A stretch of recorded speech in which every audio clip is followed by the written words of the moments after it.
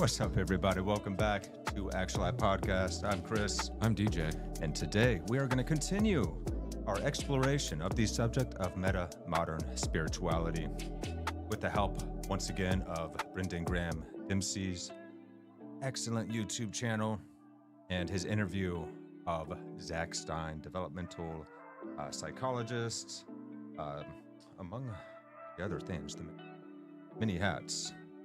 Previously in our conversation, Brendan posed the question to Zach, why is value not simply something transjective as John Vervaeke would describe it?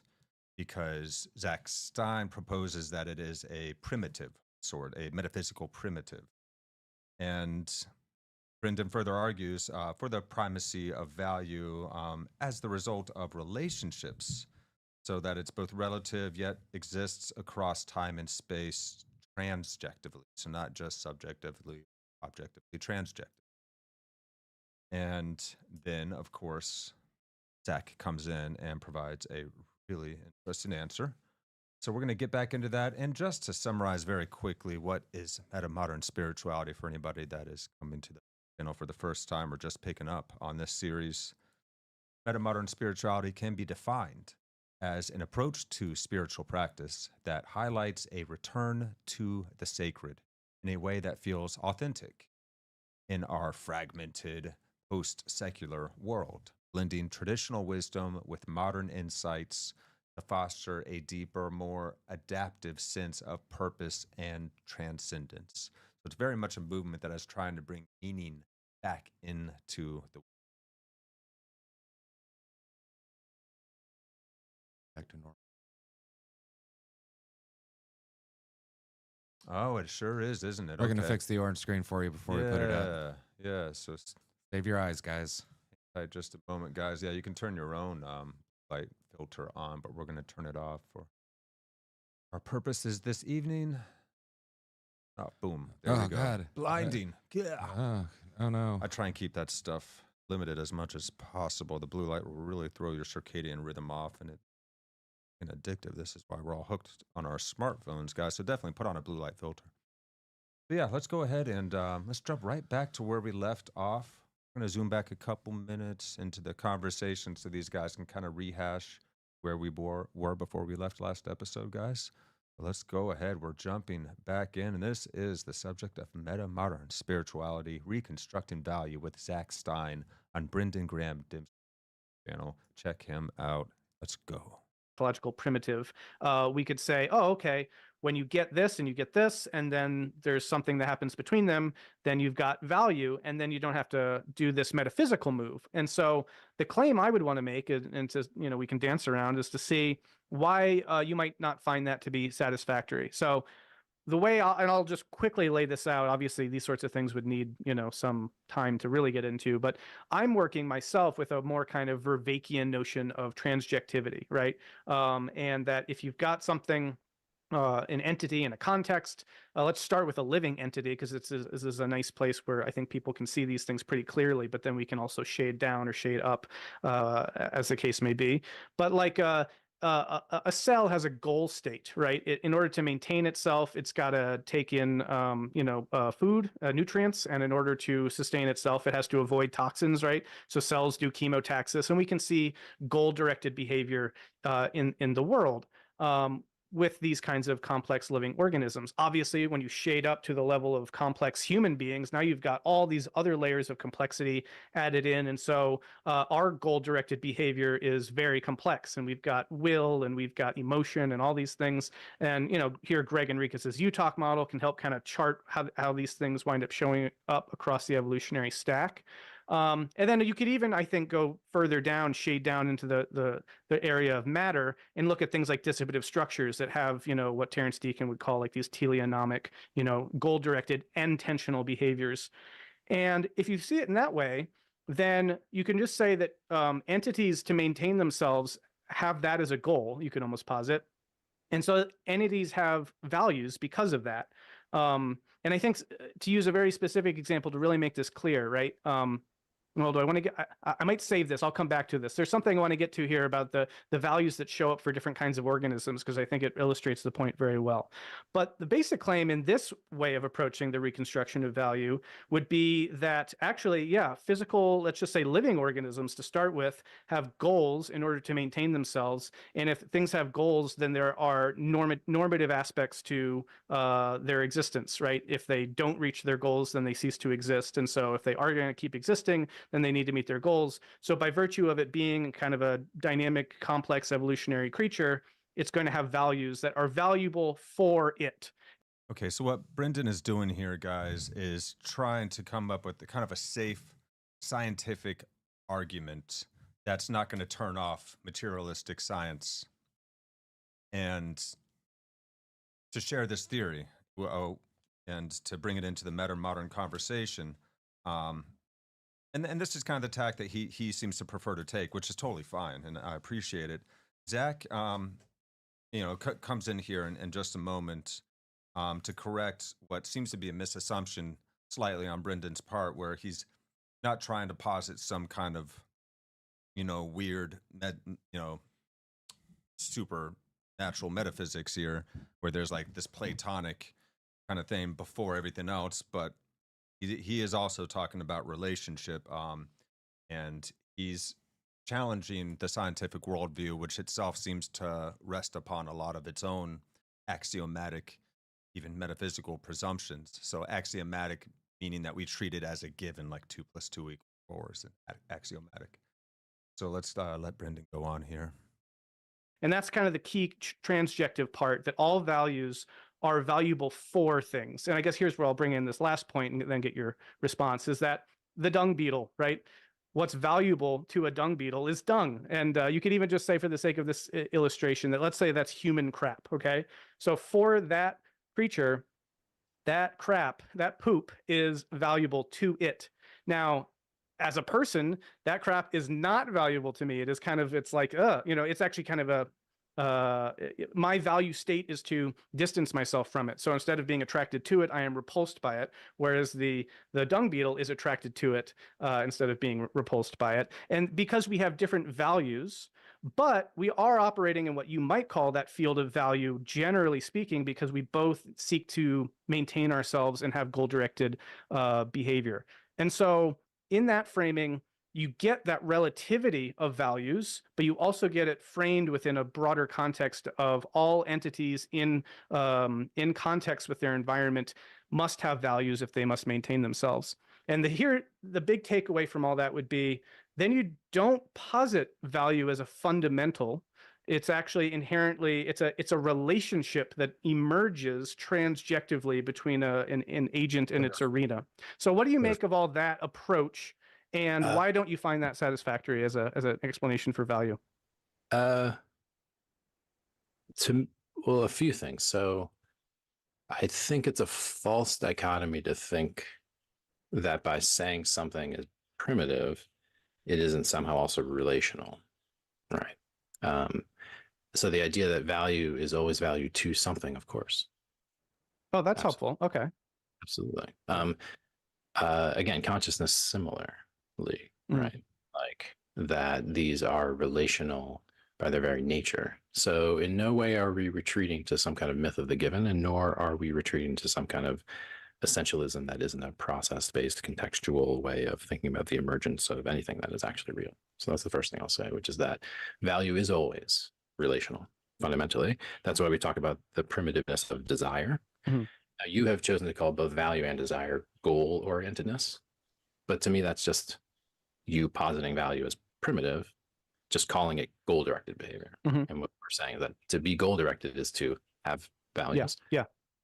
Basically. And so I'm agreeing. You're using a particular kind of language, which is interesting because it seems to be more kosher scientifically to suggest that goal-directed behavior occurs.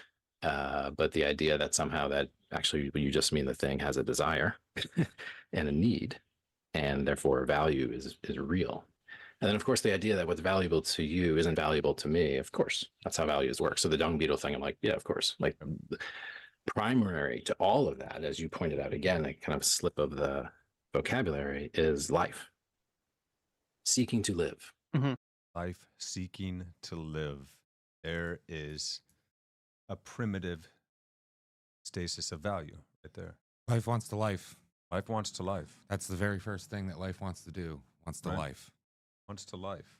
So those things that are conducive to the furthering of life are valuable or more valuable, and those things that are like with the dung beetle, the poo. Mm-hmm. We have evolved to look at poo and be disgusted to keep us safe. It might have diseases in it. Mm-hmm. Well, unless you're a tracker, and then you look at poo and it's like, there was a lot of nuts. Fat squirrel. In that way. case, because that's your But- value set, you're interested in that. Yeah, well, in different reasons, like we don't lay our young in. Right. We actually try Yeah. to keep poo off of our young and keep them very clean. Of course. So Of course. naturally, our values are going to be different, but the prime value, in this case, life is lifing, and And what we're positing here, or what Zach we could say is positing, Zach's is that argument. value is fundamental to the cosmos. And this is also Ian McGilchrist's view. That value is actually a fundamental, along with consciousness, according to McGilchrist. the value of poop is secondary or tertiary to the actual value of, say, like life, which is secondary or tertiary to the value, primordial. maybe like Yeah. value as in quality, characteristic of that far into it. So, but still, yeah, that value would be fundamental to the universe is a very important point, because this helps us to deal with the postmodern idea that value is entirely subjective. yeah. And, I think both of these arguments, well, like what the second argument is saying is like, yeah, well, value is relational as well, but it's not, value does not emerge out of relation. Right. Value is relational, but value is a prime. It's a thing. primordial. So we can create value, but it also already exists. Just like we can create time. We can create the idea of time, but something like time passing, things evolving and changing already exists. Well, you can, okay, so space already exists, but we can actually confine and build, we can shape spaces as well. And there could be a third argument that, value is only emergent from a relationship to something. So the only reason why we find it valuable is because we find it valuable. It's kind of like the argument about gold. The only reason why I like gold is because it's shiny and somebody decided it was valuable. And it's like, true enough in some ways, but in other ways, like, in the case of gold, it doesn't tarnish. It does a bunch of things. Yes, it does look good and it is shiny. It has a limit to it. But the value of the gold doesn't come, or value doesn't come after the realization of value for the gold. Right. Value, capital V value comes before the value of the gold. It has to, or else what is value and where's it coming from? Yeah. And so we get further into this. So, Zach is correct, and this is just a misunderstanding. It's a false dichotomy. Value can still be relational and primitive at once. So there is no myth of the given, nor an essentialist or essentialist view that isn't process-based. We noted that life seeking to live, of course, life seems to have its own inherent value, this desire to continue to be. And in that further, we can see a quest for survival in the appetite of the universe itself. Life has its own intrinsic value. This is so interesting. Let's go ahead and pick back up here. Value. Yeah. Like, so all the evolutionary psychologists smuggle in this like desire to live, like wanting to continue to be. That is the most basic way of thinking about it, especially in the context of life, what we would think of as value. So like survival, the quest for survival is kind of posited as a primitive given. Yes. So science positives this quest for survival, this wanting to survive as a primitive given without even realizing what they're doing. They're making a metaphysical leap here. They're making an axiomatic presumption. They're saying that this is a given. They're not thinking about what would be underneath that given. Well, life's just gonna life, life wants to survive. So that's why there's evolution. And that's great. But why does life want to live? Why does life want to survive and advance? It's a very strange phenomenon. It has an value? In all of evolutionary biology, and Whitehead was easily pointed out, well, that just is appetite. That is the appetition of the universe. That is desire. That is value. What the ubiquitous, overwhelmingly stressful push to live shows us is that life is valuable intrinsically. So I'm basically in agreement. I think that, yeah, there's very important ways people consistently misunderstand value, which is that if it's a value, everyone has to hold it the same. Nope. That if it is a value, it some kind of exists like a platonic form and a disembodied kind of weird, stupid metaphysics. But we're not doing weird, stupid metaphysics. No, that's very helpful. Okay, so that's where we left off last time, guys. So No, hopefully we're this all is caught up. making sense for anybody that's just jumping in now, because we're deep into the subject of value itself. If you'd like to learn more about the subject, make sure you go back and rewatch this episode. In fact, the last 2 episodes might be helpful for you to watch, because first we define metamodernism in general, the movement of metamodernism that is coming after postmodernism and modernism now. And then we get into metamodern spirituality. So we got a comment here by Ninja Bat. Hey, Ninja Bat. What's up? Doesn't serotonin or the feel-good experience really determine what value is for the individual? I will ask another question with this. Why is it that your brain produces serotonin, which makes you feel good for certain things over other things? Why? Because does it there must value be that? something valuable that the brain's Yep. seeing, that it decided to create a mechanism of reward.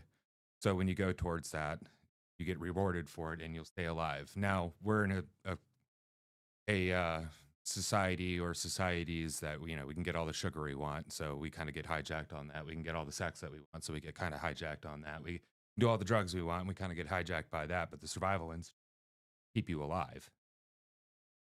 Yeah. So Yeah. the question would be is like, why does the brain create the serotonin that makes you feel good, or Yeah. even why does the serotonin make you feel? Question. And moment here, Alana. This is not where we get into how does value not become some new agey supernatural thing, right? If it's also before and beyond space and time. So now we're going to get down into that. These are the deepest questions of life. This is the stuff that fascinated so much when I was a kid, and then like a teenager talking with friends late at night. We used to have these kinds of conversations. This is so intriguing. So let's jump back in. Here we are, fam. Time. So maybe you could say a little bit more about that. How does value not become some kind of disembodied view from nowhere, myth of the given kind of platonic ideal if it is somehow also before space and time and the very fundament of being or something? Yeah, so the question of how to speak about the very mysterious nature of being, right? Like what's the right languages to use? Many people use consciousness, right? That consciousness would be the thing that exists beneath time and space, right? Or Satchitananda, right? Being consciousness and bliss, right? Or the Tao, right? Being beneath time and space, but also constituting time and space, right? Or Brahman, right? Or God, right? So there's a bunch of terms that people use to refer to the ground of being. And so we are starting to use this term, this field of value, as a way of speaking about this thing, which is basically you cannot speak about. But the idea that there is a source from which the universe unfolds its creativity that is ever present, always already present, is what we're trying to get at. And so, for example, life, the inexhaustible kind of fountain of life. Where did this emerge from? Why did it emerge? These are some of the deepest religious questions that can be answered. And there's been a long history of speaking about them in terms of certain types of eternally existing patterns, processes. And so what we're trying to find a way to articulate is both the presence in reality of things that are truly unchanging and eternal, right? And that those very same things which undergird reality are also part of what moves through reality creatively. So it's a kind of non-dual view in which the kind of the stuff, if you will, that this is made out of is better thought of not as matter or as consciousness, but a little bit more like something like desire or eros or value or eros value, right? That's the Yeah. the most basic metaphysical orientation. And again, it's not, most of this doesn't get resolved linguistically. Most of this gets resolved through practices that open the eye of value, right? Yeah. And practices that actually give you the experience of the beauty I'm experiencing in time and space being deeper than time and space. Yeah. And I want to, Whoa. Well, how do you talk about something you don't actually have a real word for? you Yeah. know? So they definitely are pointing to some kind of transcendental source here, something that is always already ever present. And this can help us answer that question. Why is life this inexhaustible fount of your creative potential? Why does this lifing process occur? And so now they're looking at desire or eros, that sort of love that seeks relation, or something close to the word value, as the most basic fundament. I like how he said about the term value that he's using. Says it speaks on, I'm paraphrasing, speaks on the ineffable source of all of it. So it speaks on it, even though we can't have words to it. So it gets us in a place where we can communicate enough to be like that. It's the Tao. And then you got to go through the experience yourself, and that's where, our personal and relational lives, existences, that's where we'd have other people that can then practice. Oh, kind of like, when you first, start getting high with your buddies and you're like, oh yeah, you feeling that? Yeah. And then you're like, yeah, I know, I know, that example. But basically, if you get enough people doing the same thing We were all with that teenagers. goal, oh, come on. And I was a pretty low-key teenager compared to all the stuff I saw in movies and the stories I heard from older people. Yeah, So, like we were losers. But anyway, so value, so doing practices with this upward mindset of value in there to experience it, and then getting other people to do that as well. So then we can use this word value or other words as proper substitutes for the thing that cannot be talked about. Yes. Directly. Yes, exactly. Furthering the dance. Which is what dancing the around Tao is as well. Yeah. I was looking for, I have the Tao Te Ching somewhere here, and in like the first page of it, it talks about, it uses such similar verbiage that Zach is using. The Tao that is that cannot be named, blah, blah, blah. Well, Anyways, and it's not like a command, like don't name it. It's like, good luck. You just yeah, good luck trying. Find that. Like the lines. So now we're considering the prospect of eternally existing patterns that undergird reality, as well as move through reality creatively. Eros value, the most basic physical creation, an idea. Now we're going to jump about 10 minutes ahead in this video, guys. And if this is at all interesting to you, please look this up. Brendan Graham Dempsey on YouTube. And the gentleman that he's talking to is Zach Stein.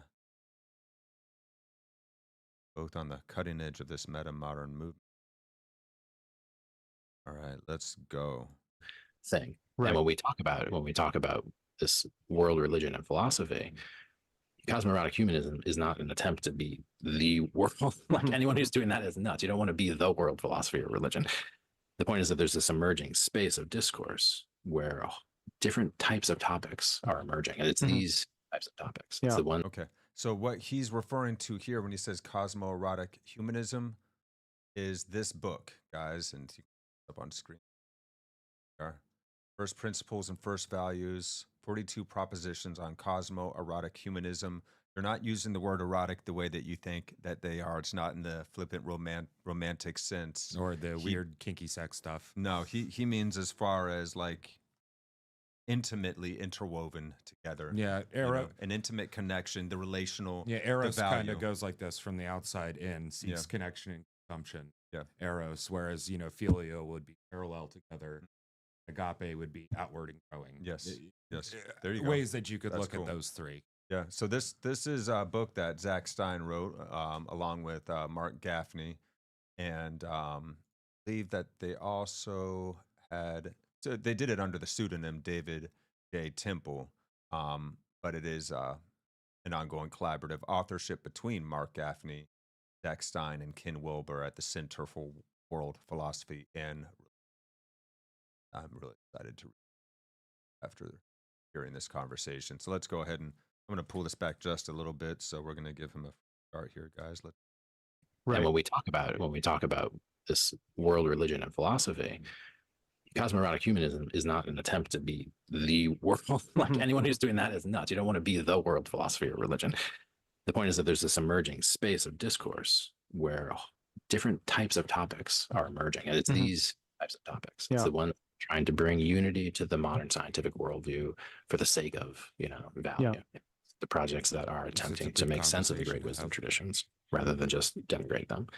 And it's a planetary discourse, meaning that it is taking into account as much as possible everything that we have learned about cultural history from all the planet and the existing state of the tech and civilizational infrastructure. Meaning it's an urgent project. We see the world in crisis. And so that's this emergent place where years after we're forgotten, there will solidify something that actually encodes this grammar value that we've been speaking to so inarticulately in some type of planetary scale normative framework.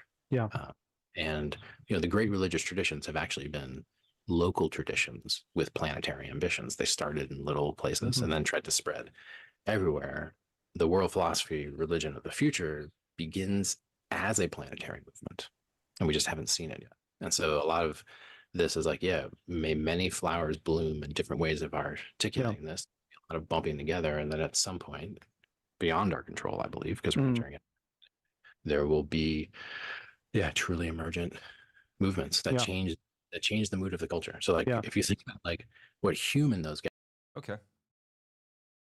Very cool. So this is not an attempt to be the world religion or philosophy, but rather to open a planetary level discourse to bring unity between the modern scientific worldview and many projects that are attempting to make sense of our species' great wisdom traditions. Well, it worked for hundreds of thousands of years and was developed over that period of time. So there's probably some good stuff in there.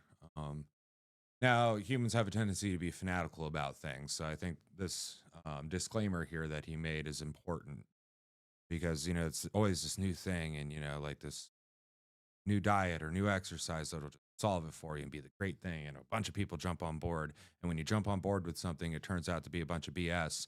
You get angry. You either get angry at the people that BS'd you, or you get angry because you don't want to realize that you've been BS'd, and then you get mad at everybody else who's telling you, hey man, like, no, that's not that ain't it. Yeah. So we got to be careful with this because these are lofty, big ideas. And, really are. And people, but it's worth opening up this conversation of, okay, what do we do next? How do we rescue the baby with the bathwater of all sides of where we've come from, instead of, because it's more than just the traditional era, the modern era, and the postmodern. There's a lot more eras that we can look into, but right now with this postmodern era, we're in a sticky pickle. We are, and we have to reorient ourselves. We have to breathe meaning back into the world because we destroyed any vestige of capacity to have a relationship with the sacred, or to even have a sense of the sacred at all. Many of us have lost this, and I verily believe that this is the root cause of rising rates of depression and anxiety and so forth in our world right now. It's because we have lost touch with spirit, however you define that. And so coming up with a shared grammar, vocabulary that we can use, science and spirituality, and we humans in general to talk about this stuff, I think is a great mission and a great cause.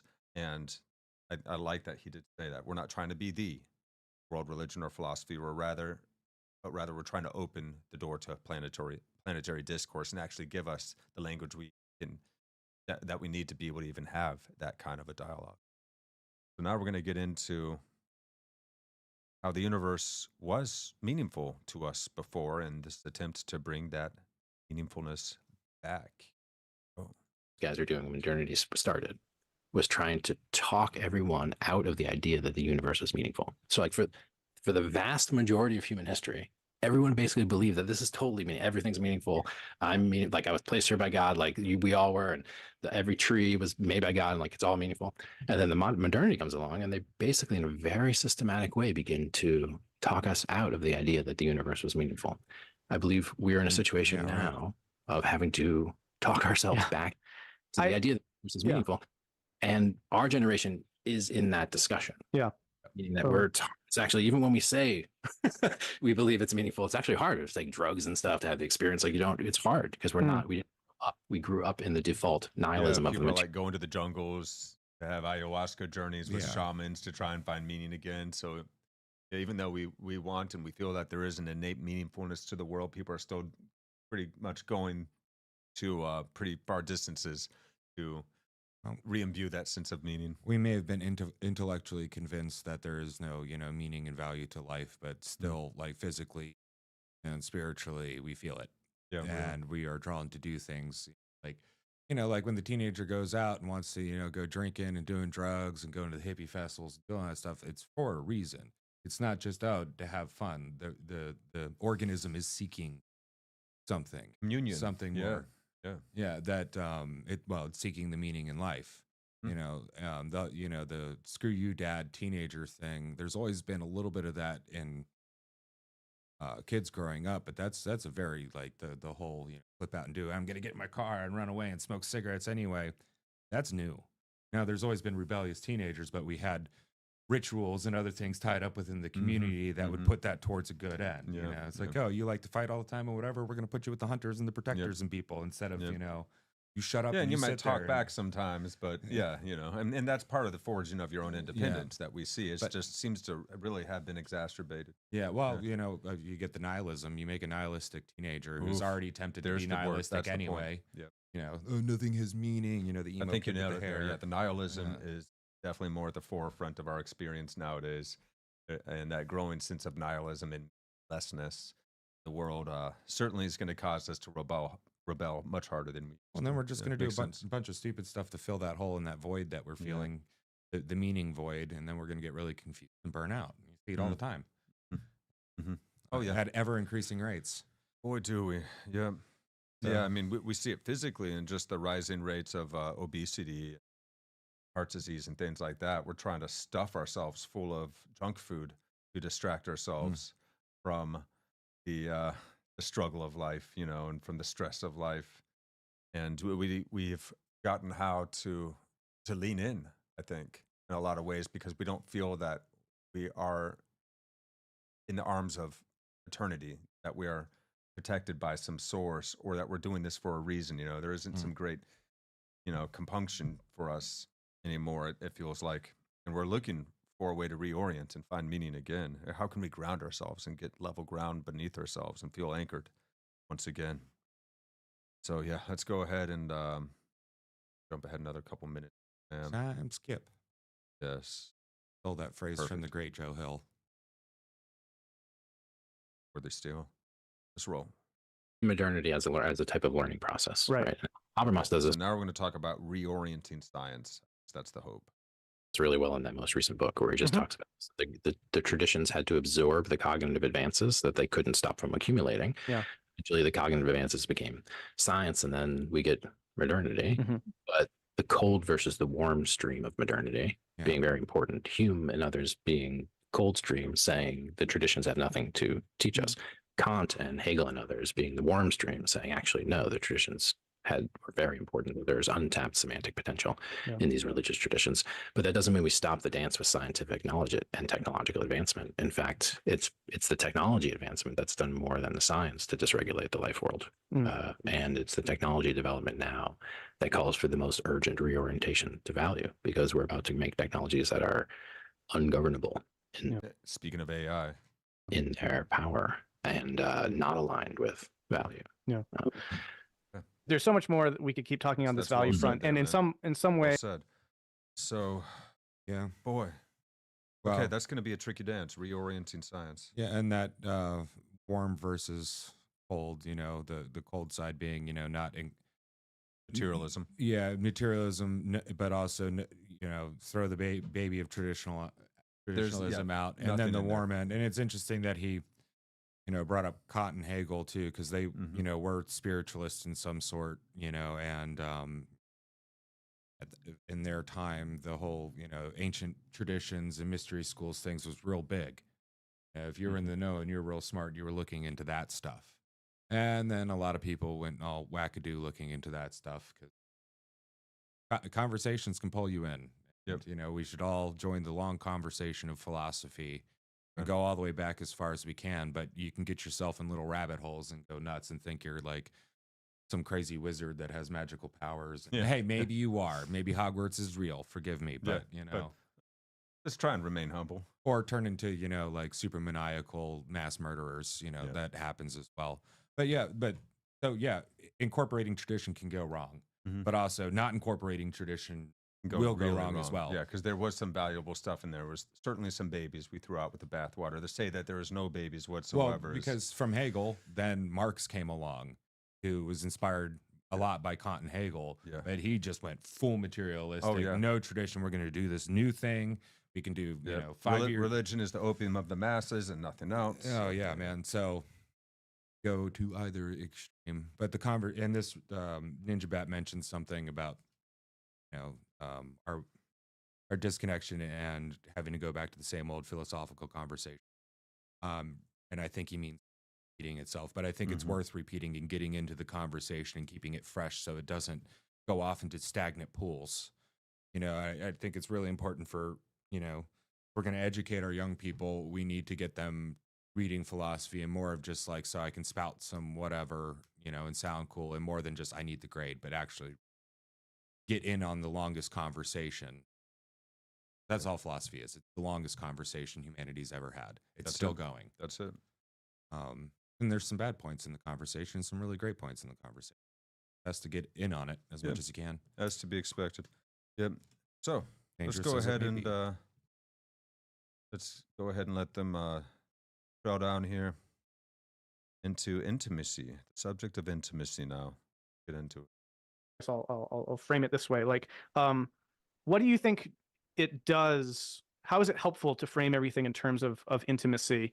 How might that be helpful, but how might that also be misleading or confusing? Interesting. So when we say intimacy, of course, we don't mean like, you know, some kind of trite romantic sense of intimacy. We don't mean that at all. It's more in the sense of, you know, Dogen saying something like enlightenment being intimacy with all things. And so the term intimacy is really just the most accurate description that we could find of what the phenomena was. And this is a common experience when you experience that sense of oneness and interconnectedness with everything and everyone around you that Buddhists and other non-dual schools talk of. Yeah, and the intimacy with all the reason why we call the romantic end, because it's coming together and being vulnerable, but you could think of it as coming together to conform in the sense of getting around it, commingle, and also opening yourself, whether it be to vulnerability or let's call it disclosure. You know, it's coming together, conforming, and disclosing. Full disclosure. So you are disclosing yourself to truth or value or the way, to the and value. it is disclosing itself in a co-creative to you. act. Yeah, and coming together. And I think this is why they're using the term intimacy and eros, you know, erotic. You know, nowadays we use, you know, all these terms colloquially because they share well, we don't realize it, but because, you know, the romantic coming together and cuddling thing, all that intimate, not because that's what intimacy is. It's intimacy is this, but this shows the characteristics of that in physical form.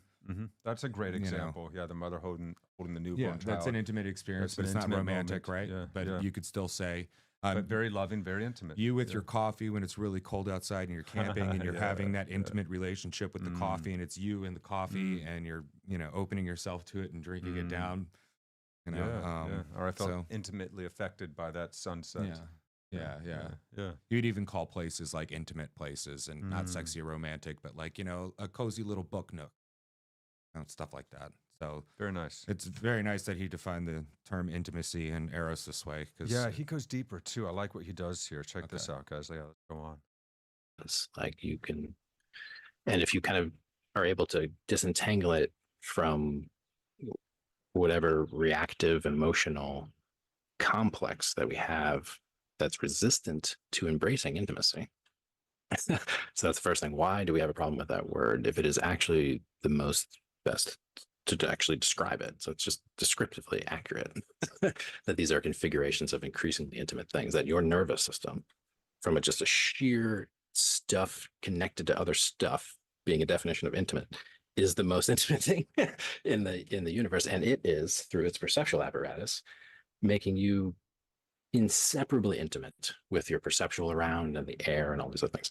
That's awesome. Let's In go the back into connected that. to other stuff being a definition of intimate is the most intimate Okay, here it is. stuff of increasingly intimate things, that your nervous system, Your nervous system. from just a sheer stuff connected to other stuff being a definition of intimate, is the most intimate thing in the universe. And it is, through its perceptual apparatus, making you inseparably intimate with your perceptual around and the air and all these other things. Oh, yeah. So for me, it's primarily descriptive, but it's also about finding these languages that are both scientifically accurate and descriptive, and psychologically evocative, and therefore ennobling.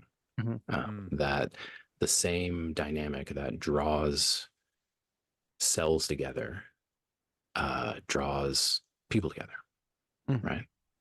Same dynamic. And that our experience of seeking, wanting intimacy, loneliness, that the experience of loneliness isn't some psychopathology, that it's actually the universe like needing others, needing you to need others, right? So that sense of so that's some of the language choice there, but it is in fact just very descriptively, that's just what it So but it's interesting. That's beautiful. Well, that answers really well the question of, you know, like, why would God create the universe, or why would the gods create the universe, or however you want to have it? Why would God lonely? I love this story. Yeah, I like this verse. So, you know, that's, and I've thought about this too, and I came to something similar to that, you know, not necessarily like emotionally lonely, but lonely, alone. It's so, yeah, it's like if you were an omnipresent being, something like what we refer to when we say God, this inevitable, inexhaustible, infinite source that always has been and always will be, it you would think would know the outcome of every single potential branch of reality that could ever occur in all the multiverses. But it can't experience the feeling of feeling love for the first time as an individual, or all the different ways that love can express itself in courage, compassion, and how it feels through all of the different biological systems, different animals, different humans with different personalities and life experiences. There's so much definition and texture and to how love can express itself.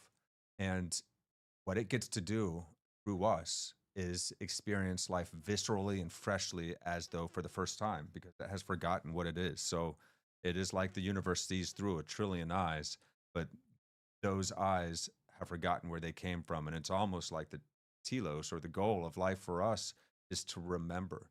And then you get this rebirth experience, this resurrection, so to speak. And you are reborn in with a new orientation in relation with reality. Your inner Buddha, becomes who you are, or your inner Christ is now what is living through. And it's not that we as individual egos, as we think of ourselves, wake up. It is like the universe wakes up through a part of itself. So it gets to remember what it is. And that must be the most beautiful feeling in the world for God and for ourselves. And I think that's a beautiful story. And that makes sense too, because now, yeah, God is getting to experience love visually and freshly and newly as we evolve back unto source. I think eventually we'll get to the point to where it's like thing just happens all.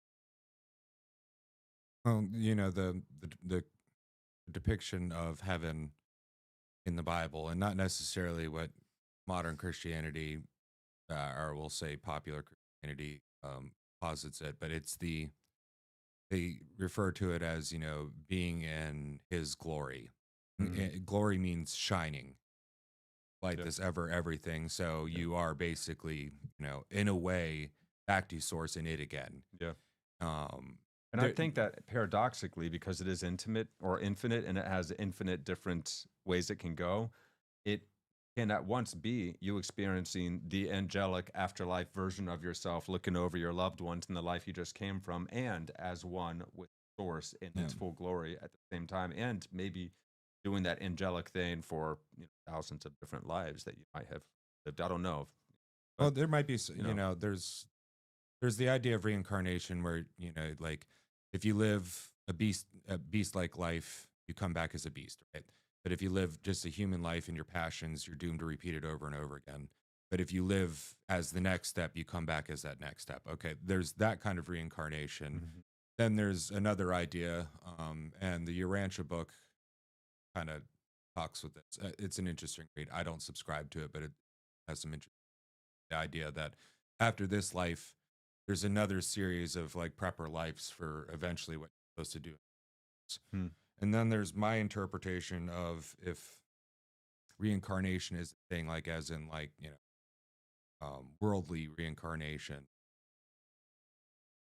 multi-worldly. It's, you know, you pick up where you are now on your infinite quest back to source, and you know you could, you know, put it in a hierarchy scaling, and you know there is a point that we can move that would be like the angel level and ranks of the stuff like that, because you know. Religion's been doing this for a while. How many rankings of attainment? Yeah. You know, and the goal of life is to progressively attain new experience type, new relationship, new value. But the attainment part of it. So, have you had a good life or have you had a bad life? God experienced both, your best life and your worst life for everybody, everything. Right. Yeah. So,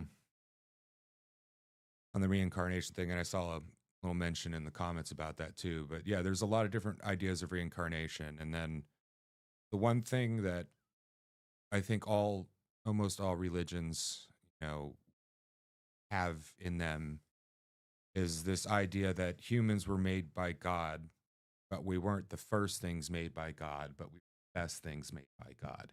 And sometimes those first things made by God get jealous and you know, do some horrible stuff to us, you know, an explanation for our pain and suffering. And maybe there's some truth to it. Earthquakes and hurricanes and storms. And yeah, things like that you know, too. the demons on your back, you know, that kind of stuff. And it's, you know, questing towards this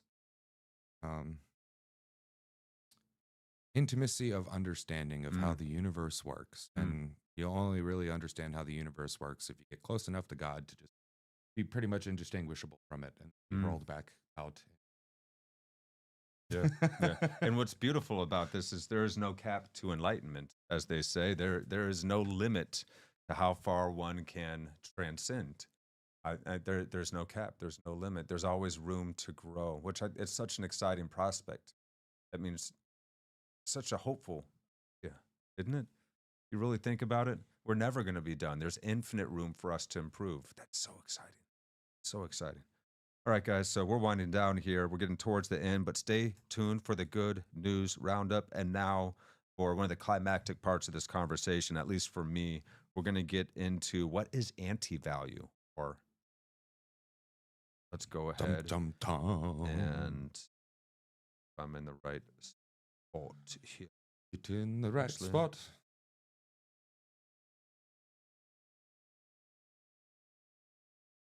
for that exactly, and how the language you might use might be somewhat different. Yeah. But yeah, It's another way of thinking about evolutionary selection. Yeah. Again, Darwin's kind of smuggle in this idea that like, oh, the universe actually chooses some things and doesn't choose other things. Yeah. Like it selects for things, and if it's selected for, it means it had value, by definition. So even that simple notion of like survival, the simple notion of selection, both of them load, without saying it, value. Well, one And- question on that front, though, is there are also things that emerge from evolution that it would be hard, at least from our vantage, to see as valuable. I mean, there are destructive memes, right? And like certain forms of But I'm things talking about- toxically. What's that? Now you're talking about anti-value. Anti-value is a whole other thing. Okay. Because, and this is why we talk about evil in the book. As soon as you start to kind of open this door towards value realism, you start to get a whole bunch of other processes that become possible. Parasitic on value processes. Yes, precisely. So the eye of anti-value is the eye that perceives value in order to destroy value, the predatory eye, not relativistic. Relativistic could give a crap if it's valuable or not. The eye of anti-value hones in on the sacred to destroy the sacred, and that's a lot of what we see, and that's a distorted, like reverse rotation of some of the self-organizing dynamics that build around value. So indeed, even in evolutionary history, we begin to see anti-value. But humans, again, instantiate out anti-value in a kind of reflective way, meaning that nature is not evil, but humans can be evil. And that's very important to get, is that there is anti-value in nature, but it's not evil. As soon as you get the reflective pursuit of anti-value as such, that becomes evil. And again, not relativism. Relativism, who cares? The evil is like, oh, that's actually valuable. I'm going to incorporate it into myself. That's actually valuable. I'm going to use it to aggrandize myself. That's actually valuable. I'm going to kill it so that I can be the only thing valuable. Dark arrows. It's like, Yes. Yeah. That sounds like we're postmodernism. Well, that's the deadly sin of envy. Gluttony. It's envy. Greed, Yeah, and just control, power. Trying to make everything about power, which is a value claim itself, and saying that, oh, it's all subjective except for power dynamic. You just made a claim there. yeah, the dark arrows of I want that, and if I can't have that, I don't want you to have that. That's anti-value. You find that valuable, I want it. I want to take it into me. That's the arrows to taking in. Steal it from you. And if I can't, destroy it. Yeah. The eye of anti-value hones in on the sacred to destroy the sacred. But And it also increases possibilities. So it's not necessarily like evil thing. You might refer to it as evil, but Well, when humans do it specifically to destroy the sacred, that is evil. yeah, it's what we would call evil. And, I guess it gets down to the question of like, why would God allow evil? And not to. Well, you can't have light without dark. You can't have Yeah, up without down. You need the interrelating opposites for reality to exist. Yeah. And to Can't have hot. You can't have temperature without hot and cold. well, and, Yeah. you could say like, particularly for humans, our greatest advancements in technologies that ended up being really useful and saving probably just as many lives or more than it killed is warfare, warfare, ways to kill each other. Every tool is a weapon if you look at it. But through warfare and other stuff like that, we've got cars we can drive around, communications, research into health and other stuff. Health beneficial stuff. How is it being wielded? Yeah, antibiotics. It wasn't just for people who are getting colds and the flus and stuff like that. It was to stave off gangrene and other stuff from soldiers dying on battlefields stuff and horrible amounts of people. So there's evil, right? Oh, and interesting enough too, I forget where I was listening to it, but war brings out the worst in humans, but it also brings out the best in a human. The valorous hero in war, right? Right. Interesting thing, where The camaraderie that soldiers experience and that self-sacrifice for one another, the closeness of those relationships. Doing a truly they heroic miss act. deeply. Yeah. And it's tied And with being willing to sacrifice yourself for a friend of yours, that's a very, very tight, close relationship that people don't experience otherwise. So it's the anti-value is tied into the value, and by its targeting and destroying nature, it affords many more possibilities for good and for bad. Well, that's the interesting thing, is that evil can't help but still serve God. Yeah, right. You know? Yeah. Yeah. Oh, that's yeah, exactly. So let's go ahead and dig a little bit deeper here, guys. Let's get into intimate, the possibility of possibility here. Close this out, and then we're going to do our good news roundup. We got some great news for the good news roundup this week, guys. So stay tuned for that. Let's find up proper like. Give me just a moment here, family. Dun, dun, dun, dun, dun, dun. All right, we got it. Yeah. Oh, whoops! I'm a whole friggin'. Dun, dun, dun, dun, dun. Okay, now we got it. All right, let's roll. Sound. Sound. Oh, yeah, I turned her down. It's one of those days, guys. Rocking and rolling.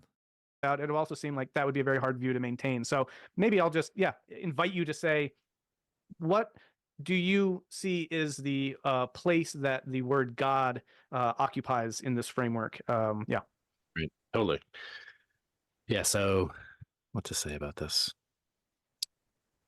So there's a phrase that has come out of cosmoerotic humanism, which we believe is just another way to refer to God, which is we just talk about the infinite intimate. So the infinite intimate. Love that. And theologically, this would be like panentheism, that the view of the divine espoused by cosmoerotic humanism is one of complete immanence and complete transcendence. And the field of value, as we try to define it, is both of those. Samsara and nirvana are one, that the field of value is beneath time and eternal, and yet constantly changing and evolving in time. And so, the God you don't believe in doesn't exist. We're not speaking to that God. The God is understood in the Hebrew tradition as the Elohim, right? As the froth, as this complex cosmic body. That's a little bit closer, but it is the case that speaking about value, and specifically speaking about intrinsic value and the kind of like immanence of intrinsic value, the kind of always already presence of the intrinsically valuable, that is a way I believe, that's the way I kind of speak of God. So instead of evoking something which completely gives you the wrong connotation and has you think about some old guy with a beard or whatever, right? Instead, you speak about this field of intrinsic value that's always already present, which then you can relate to. Because if it's a field of value, it means you learn from it, you learn in relation to it, it guides you. And then ultimately the clarification of the will, or the clarification of desire being the core practice, is a way of relating to God, because it's a way of saying, okay, the universe has a particular will. There's something that the universe is trying to do. There's something I'm trying to do with my life.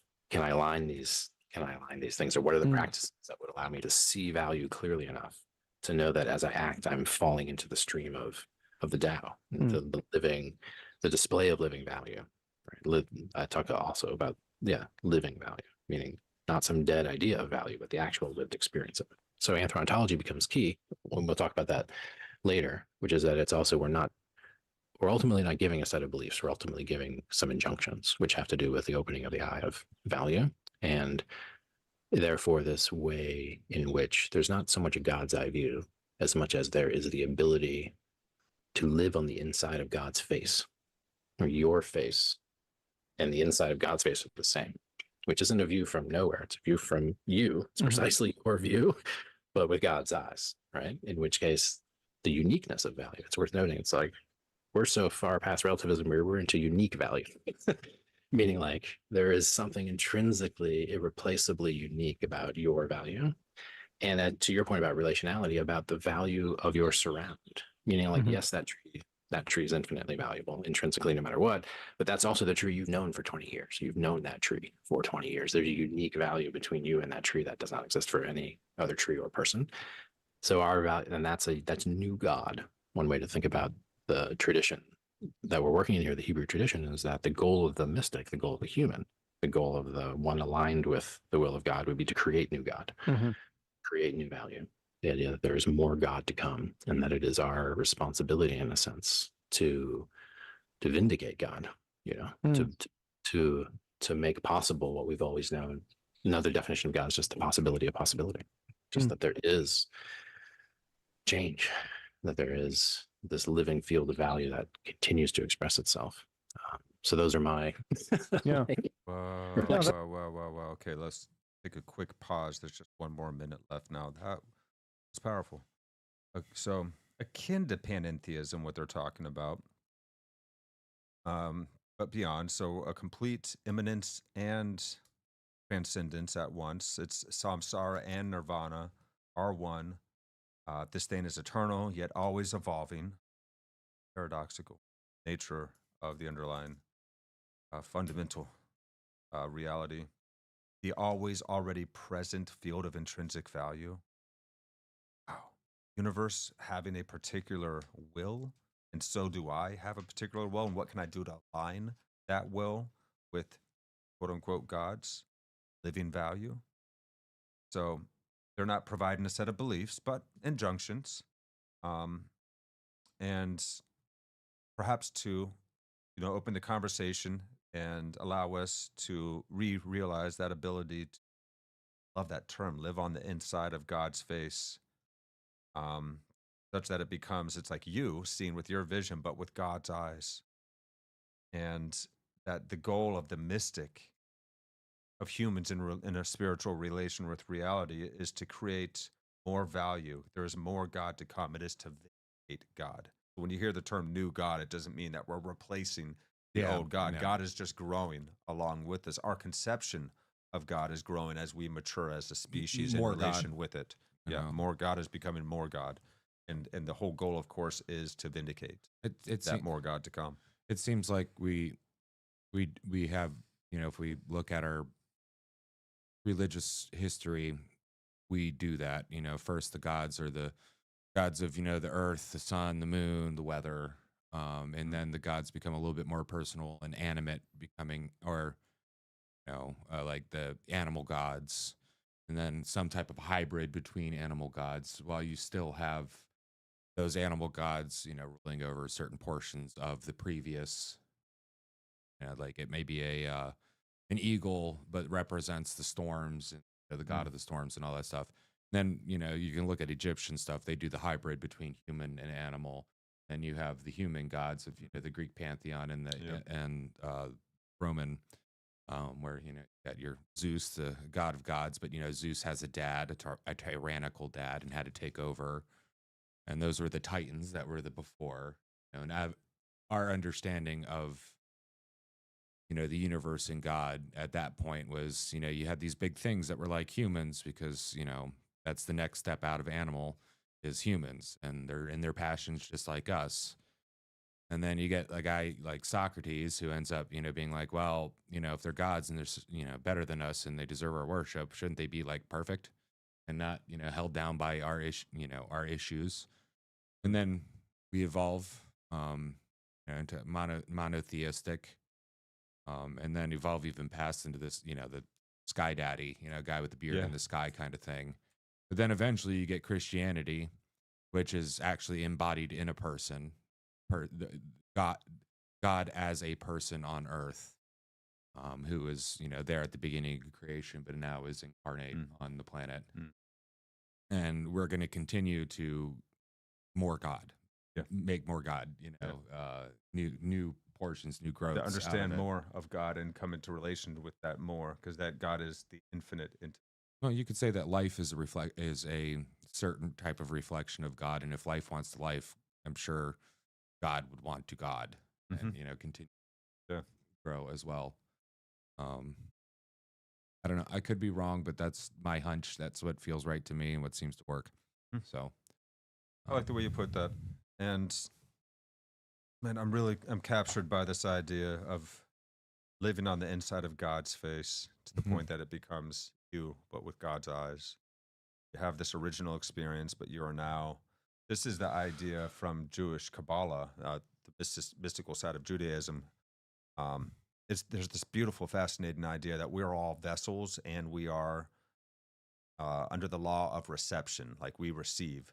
And God is the law of bestowal, it's the law of giving and creating. And so we receive this experience of creation, and to create, to like basically kind of complete the circuit, because it's like half unplugged. God's given all this to us, but we're not giving anything back to God. So we can experience this life conscious that God is living it through us. and experience this life in a way that we are giving this experience consciously back unto source in thanks and gratitude. It's the It's like greatest gift. this beautiful day, this beautiful tree, Lord. Thank you so much for giving this to me. This is how this feels uniquely through my personal experience, through this body, through this mind, in this moment. I'm giving this whole experience over to you consciously, knowing that you are here to receive. And now we have completed the circuit. And it's interesting that you use the word the circuit, because that's exactly what a circuit does. You have a power source like a battery. There's a positive terminal and a negative terminal.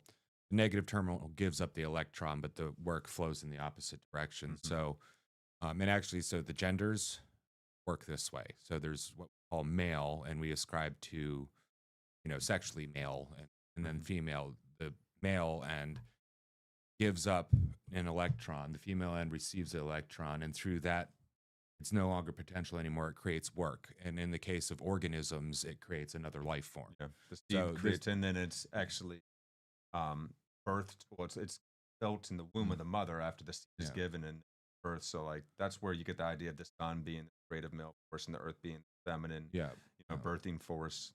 And that's where, if you look up, raunchy old That's probably where we poems. got the idea of a male god as well that created the thing. And Well, like, that's there's the feminine exactly side of why it. the Christians refer to God as Him, is because it's that giving up, that seeding out into force, and through the Holy Ghost, which you could see as feminine. It's the locus in which God's glory moves through in the persons. So in the case of the three, it would be God's seed moves through the Holy Spirit into Son.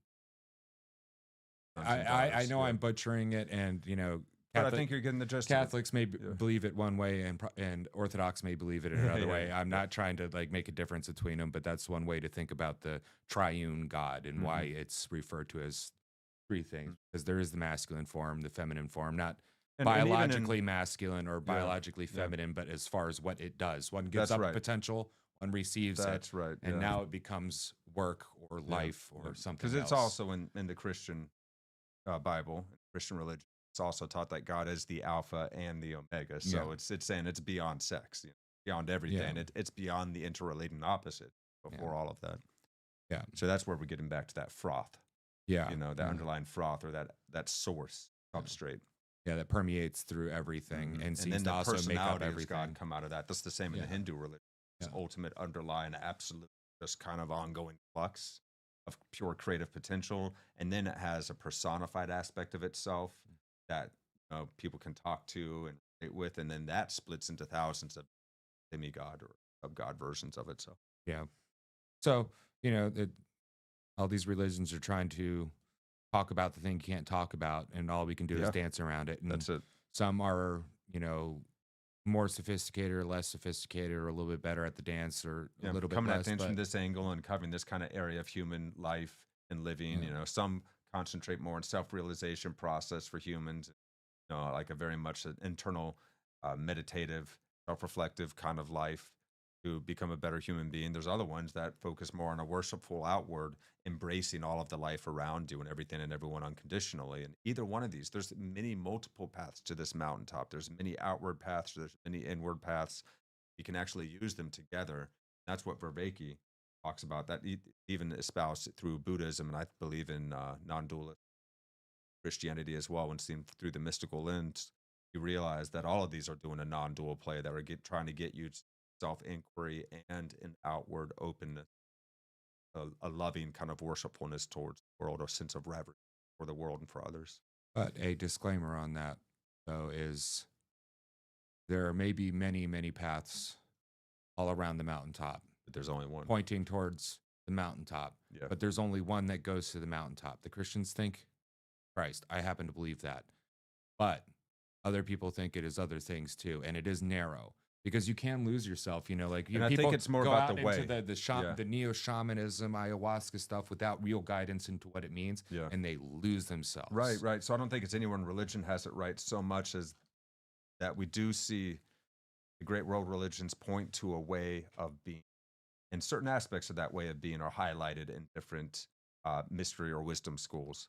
But I think that what all these great traditions at their best are doing for us is teaching us how to transcend the ideological or psychological sense of self, the ego, and how to discern the right path from the wrong path as well. And to come into a more loving, open-hearted, unconditional way of being with the world, so that you can be in co-creation with this ineffable source.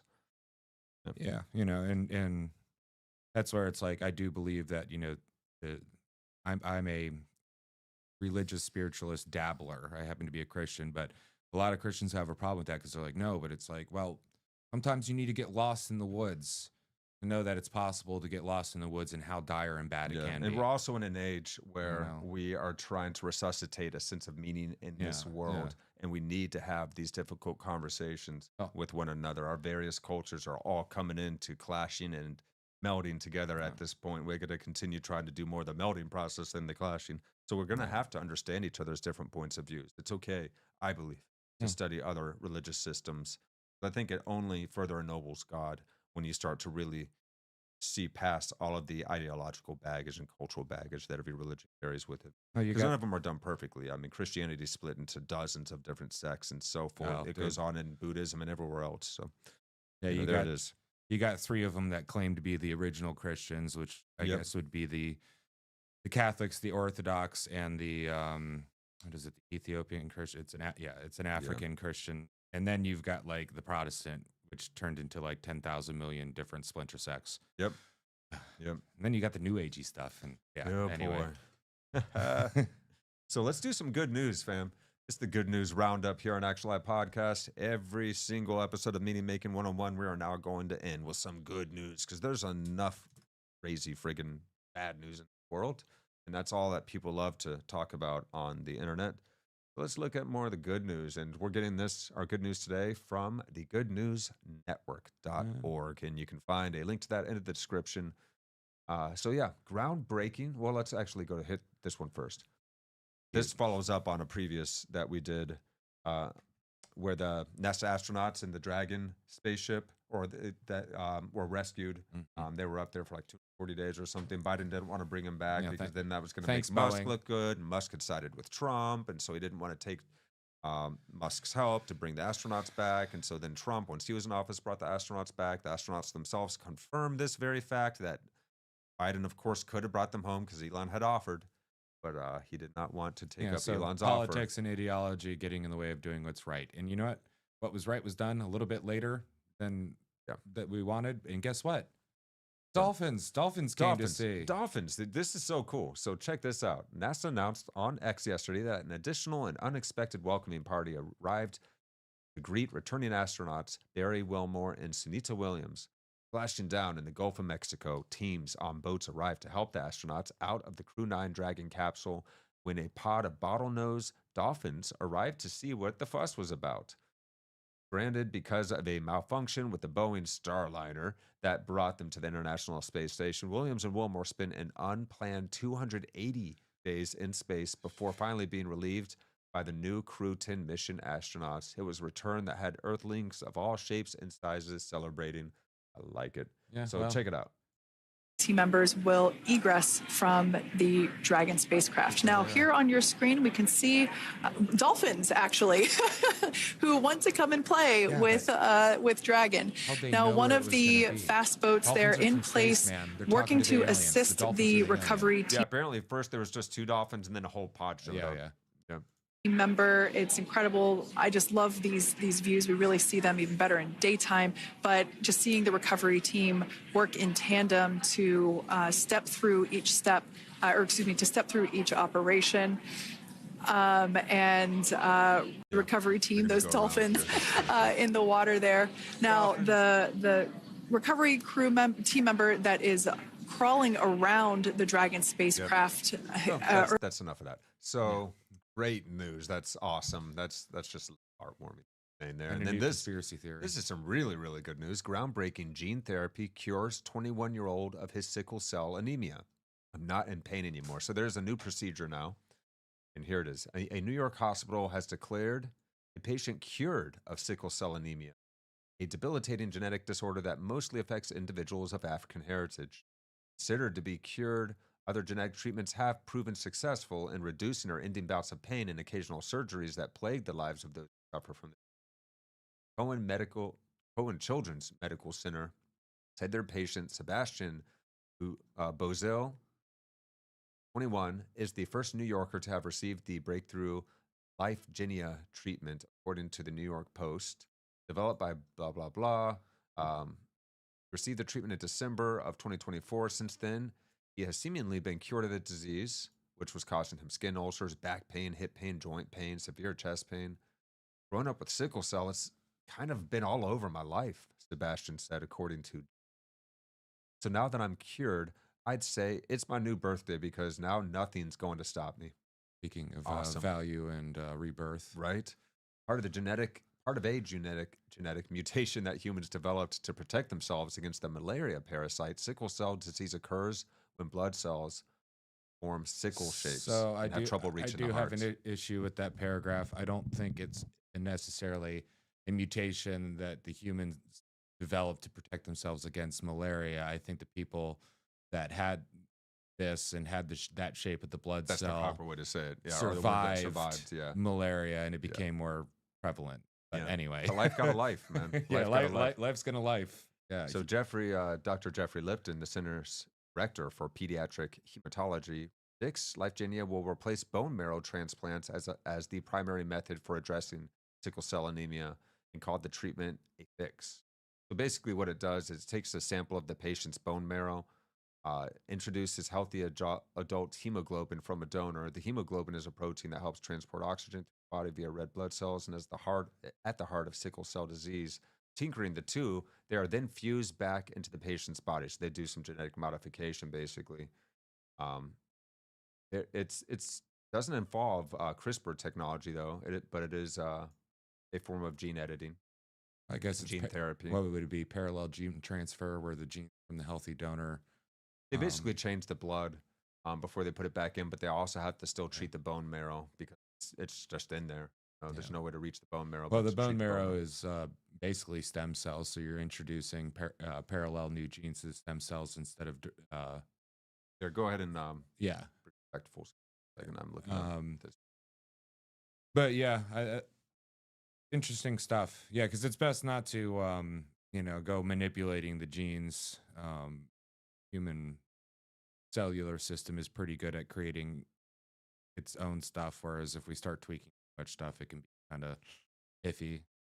But I think what it is just using healthy genetic code from a donor, introducing it into the stem cells of the marrow, and then encouraging the replication of product of the healthy blood transfer, or the healthy, I guess, hemoglobin transfer. Yeah, so sickle cell is a misshaping of red blood cell. Yep. Instead of being like a jelly donut shape, it's a crescent moon shape or different variation, which it can also cause bad clotting and other issues like that. One interesting thing though about that, and one of the reasons why I think God created all the different races of man, because we all create our own strengths and weaknesses.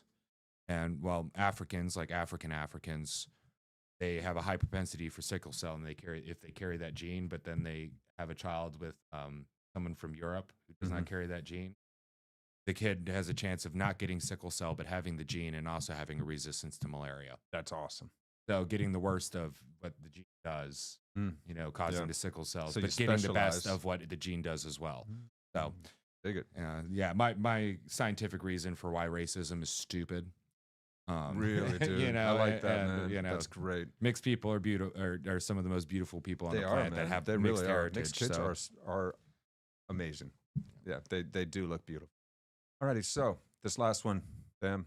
Scientists discover mechanisms that prevent autoimmune diseases. This is really cool. Two researchers in the US and Australia have discovered important mechanisms that prevent B cells from attacking the body's own tissues in autoimmune diseases like arthritis, lupus, multiple sclerosis, and in the process have won a prestigious prize. Normally, the body's immune system protects us from viruses, bacteria, foreign substances. However, in autoimmune diseases, the immune system starts attacking tissues in the body instead. Our immune system attacks ourselves. And causes bad inflammation. Like Yes. like psoriasis is one of them. And Yes. So researchers have long tried to discover the cause of autoimmune diseases, but Christopher Goodnow and I believe it's because we're eating foods that are inflaming ourselves. Yeah. But anyways, Christopher Goodnow and David Nimazzi, independently of each other, adopted a new approach. They asked, why do we not all develop these diseases then? Their focus was on B cells, which together with white blood cells and T cells are the building blocks of our complex immune system. They've given us a new and detailed understanding of the mechanisms that normally prevent faulty B cells from attacking tissues in the body, explaining why most of us are not affected by autoimmune diseases, says Ali Campi or something, member of the Royal Swedish Academy of Sciences, chair of the Crawford Prize Committee, that awarded these two $600,000. Awesome. So neutralize the B cells. In recent years, physicians have started to experiment by using existing drugs to neutralize B cells for patients with severe autoimmune diseases, including lupus, blah, blah, blah, which have proven to be very effective at improving their quality of life. This is great. So this also paves the way for development of new forms of therapies that eventually can cure these diseases. And I love this, the response that one of the gentlemen had for receiving the prize. This is one of the most it's the most amazing phone call of my life. I'm honored. It's also wonderful to share the prize. We're friendly competitors working at different places in the world, and the two of us arrived at complementary answers at a time when most working in the field didn't believe B-cell tolerance was a thing. These guys are going to be saving so many lives. Great work, dude. Yes. Shout out to Christopher Goodnow and David Nimazzi.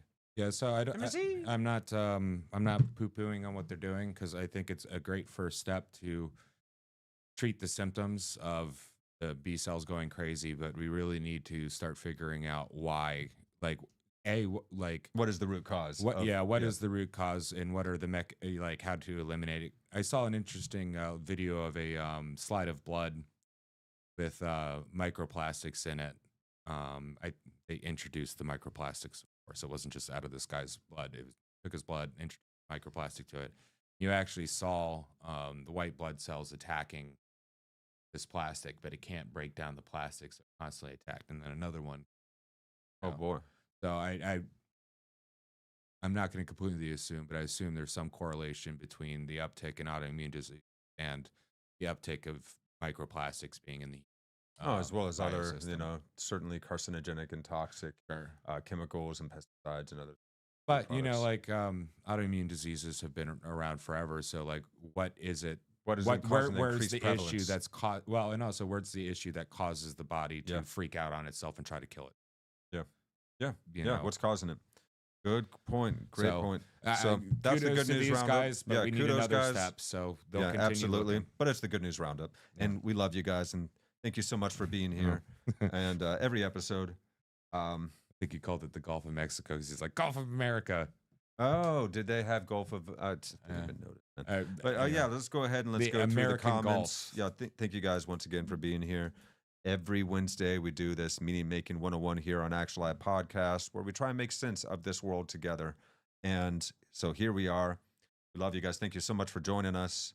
And now your thoughts and questions. Ninja Bat. Doesn't serotonin or the feel-good experience really determine what value is for the individual? We talked about that. That was great. As a spiritually minded human, my transferential experience lifted me. I think he means transcendental. Lifted me to realize what my materialistic youth believed was very myopic. Interesting. Transcendental. I see the correction. Some say we are here through reincarnation to learn from past lives to gain enlightenment and re-achieve oneness with the great universal spirit. Dig it. Are we so lost from connection from one another that we repeat going through philosophical discourse, or is it being controlled by an evilness? He did maybe a bit of both, huh? He made a clarification on that, because I was mentioning that earlier. Yeah, you did.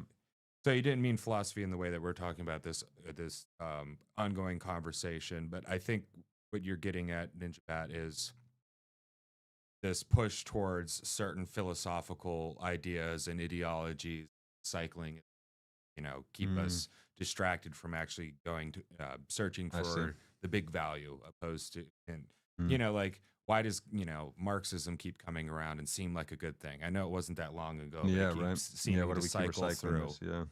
Um, Yeah. Yeah. So, and then he says, would agree that having children can truly show a broader level of life's value. Oh, for sure, man. Sure, I'd agree with that. The constant sugar addiction reduces the meaningfulness, happiness, and value. No more regulated balance, just constant highs, and then some really serious crashes. yeah, our, Yeah. our survival value systems are hijacked by of life now. Sugar and anything else. Yeah. I'll experience. Yep. And then Ninja Bat says, I didn't mean philosophy in that way. Yeah, so this is where the correction comes in here, controlling people away from discussions.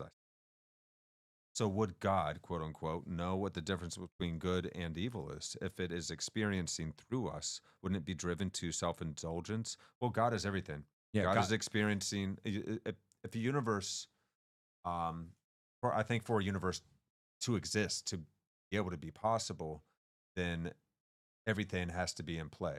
You need the interrelating opposites. You give the beings free will, and then every single possible potentiality can play itself out. So yeah, I think it did create humans. The humans that are being self-indulgent are playing their role of God being a self-indulgent human, and I think that's what God's doing. It's doing all of this, of course, to highlight the love that is underneath all. But sometimes we don't realize that until we're on our deathbed, or maybe even after we die and we come back home. But I do think that the love of creation is the ultimate goal of the thing. But that's just my personal view on it. And then I don't know what he's saying. Huma experiences onto it here. It was a reference while we were talking about something. But Okay. yeah, Astral projection is a decent experience. can be disorienting as well if it happens to you, and you're like, "What is this?" while you're dreaming, and you're like, "Oh, okay." Gulf of America. Yeah. Yeah. I'm gonna call it the American Gulf. Yeah, I don't know why it should be. Actually, that I did like that correction, because the Americas are North, South, and Central America. Canada's a part of it. Mexico's a part of America. All the South American countries are part of America. So the Gulf of America is appropriate. And also, America. Fuck yeah. I mean, come on. Yeah. I'm an So, yeah. American. Definitely. Yeah. So, hey guys, you're always welcome to share your thoughts and questions. Even if you disagree with us, we would love to engage with you.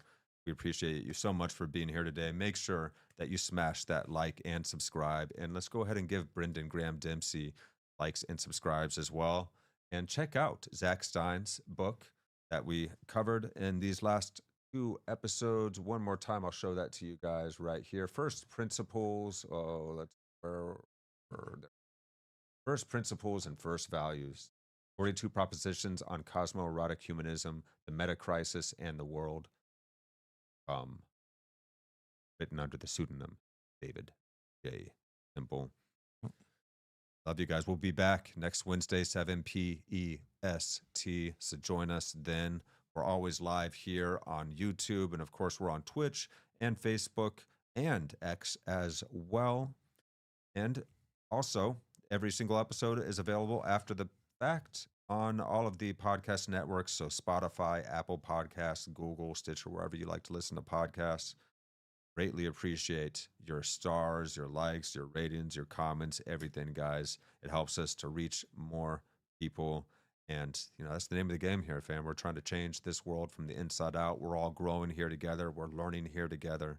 And we welcome you to join us on this adventure. So much for tuning in to this episode of Actuali Podcast. I've been Chris. I've been DJ. We will see you next time.